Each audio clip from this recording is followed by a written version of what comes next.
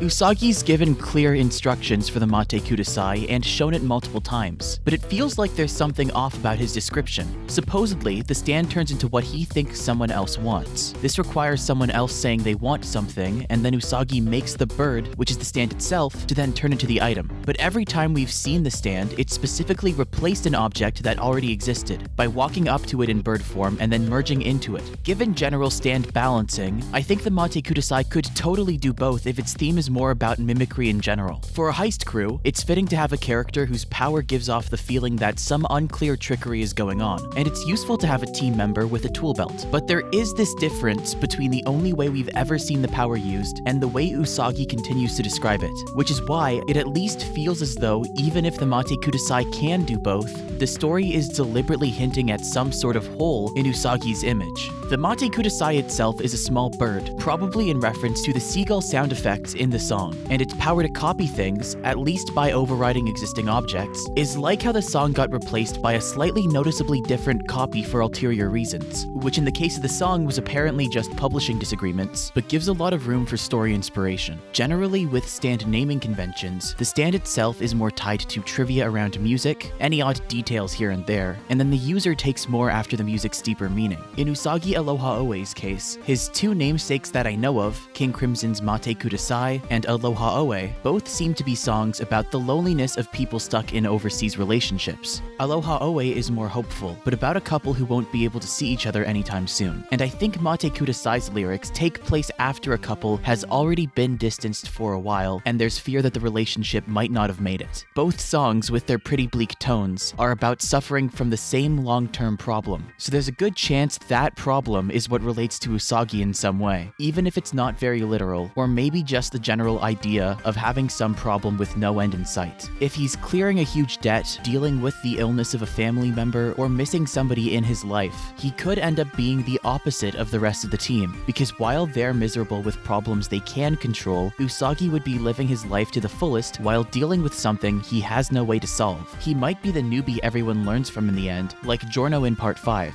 Out of the three people I think he most resembles from Part 5, Fugo was sort of the only character who could see things in the same way as Giorno. And if that's who Jodio was designed after, then maybe Usagi's hair hints at a reversed form of their relationship being brought back in the Jojolands. Cause even though he gets freaked out, acts reckless, and misunderstands common sense all the time, Usagi follows through and has a grasp of things that maybe only Jodio could rival in the crew. It seems less that Usagi's oblivious, and more that he's just excessively committed to following his own worldview, which could be why he tends to actively try to improve circumstances that don't occur to the rest of them as being solvable. If they're both thinker roles for their teams, instead of Fugo's frustration or insecurity, Usagi's carefree and overconfident, which works well if his worldview is meant to be a solution for Jodio. The first character abilities given attention outside of the initial casts in parts 7 and 8 embodied the main themes of each part. Miss Robinson bred insects in one eye socket, finding power in loss and foreshadowing equivalent exchange, and Ojiro explicitly brought up the contrast between sea and land for where people's careers take them, since Kira used it as a metaphor for whether somebody could live where they call home or would have to spend their time away to protect it.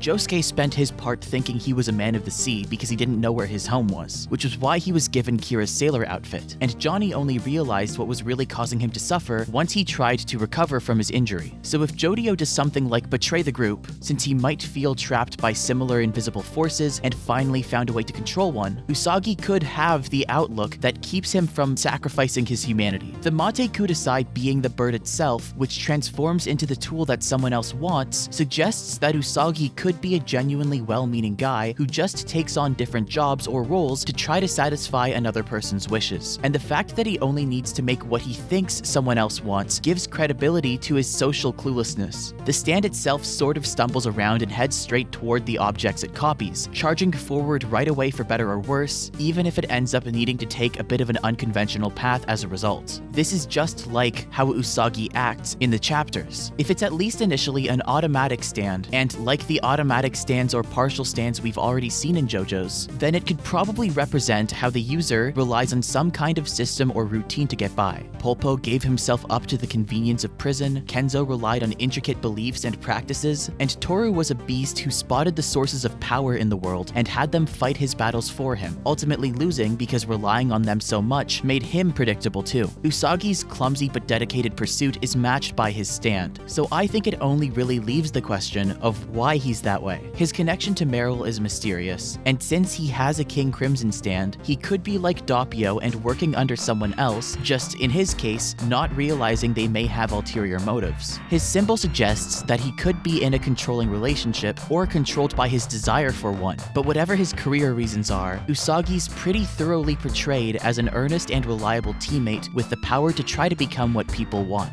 At the same time, the way we've seen his power used also lines up if his general theme is sabotage. When the Mate Kudasai wants to override an object that already exists, it dips inside of the object first before growing out of it and mimicking its appearance. We don't know if its actions have to benefit the person who asked for it, and if they don't, then from this point on, Usagi can replace the effects of the original object with versions in his best interest. This kind of agency hijacking is very in line with, and could have totally been, a direct branch power of the original King Crimson. When he name-dropped his stand, the whole chapter felt like it was flipped on its head. The Jojolands has sort of been doing this suspenseful, layered subversion storytelling kind of a lot. There's also that one scene, noticeably like part 4, where some of the characters are entering a classy establishment for a scheme to make money, and right when you think the premise is stabilizing, because you've seen it before, a single panel completely changes the mood. There's all sorts of new storytelling stuff that's being used